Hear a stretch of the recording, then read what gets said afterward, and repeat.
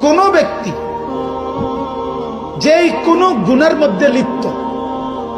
যদি ওই ব্যক্তি ওই গুনাহ পুনরায় করে পুনরায় করে পুনরায় করে, হাসান বসরি রহমতুল্লাহ আলাইহি বলেন, আল্লাহর কসম ও দুনিয়াবাসী, এটাই হলো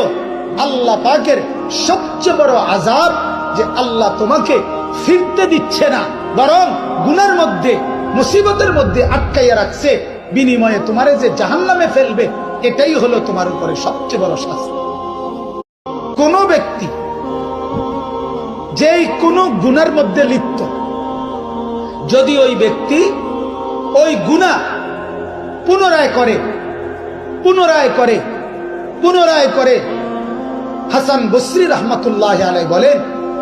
আল্লাহর কসম ও দুনিয়াবাসী, এটাই হলো